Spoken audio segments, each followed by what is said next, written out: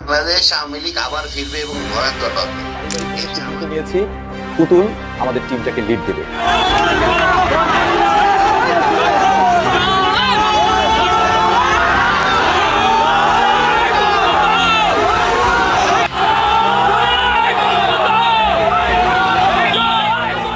ইতিহাস কি আবারও ফিরে আসছে? 1996 এর পথে বাংলাদেশ। আওয়ামী লীগ কি আবার ক্ষমতায় ফিরছে? বাংলাদেশের রাজনীতিতে আবারও ঘনিয়ে আসছে এক ঐতিহাসিক মোড়। যেভাবে 1996 সালে বিএনপি সরকারের পতনের পর আওয়ামী লীগ তত্ত্বাবধায়ক সরকারের অধীনে ক্ষমতায় এসেছিল, অনেকে বলছেন 2025 সালে সেই একই দৃশ্য যেন আবারও দেখা যাচ্ছে। 1996 সালের শুরুতে দেশ জুড়ে চলছিল অস্থিরতা। তখন ক্ষমতায় ছিল বিএনপি সরকার, আর বিরোধী দল আওয়ামী লীগ দাবি তুলেছিল নির্বাচন হতে হবে নিরপেক্ষ তত্ত্বাবধায়ক সরকারের অধীনে। মাগুরা উপনির্বাচনে কারচুপির অভিযোগ, টানা হরতাল, অবরোধ, বিক্ষোভে অচল হয়ে পড়েছিল দেশ।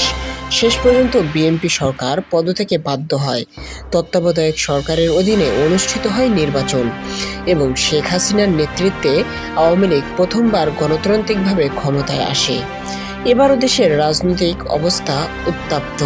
বর্তমান সরকার প্রধান ডক্টর ইউনূস নানা সংকটে দেশজুড়ে বিক্ষোভ, অগ্নিকাণ্ড, শিক্ষক ও শ্রমিক আন্দোলনে নড়বড় অবস্থায়। বিরোধী শক্তি ও সাবেক রাজনৈতিক জোটগুলো ধীরে ধীরে একত্রিত হচ্ছে। শেখ হাসিনার ফেরার গুঞ্জন জোরালো হচ্ছে দিন দিন।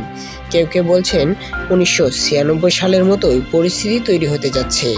আবারও তত্ত্বাবধায়ক বা সেনা সহায়তার পরিবর্তনের ইঙ্গিত মিলছে নানা সূত্রে। রাজনৈতিক বিশ্লেষকরা বলছেন, বাংলাদেশের রাজনীতি ইতিহাস বারবার নিজেকে পুনরাবৃত্তি করে।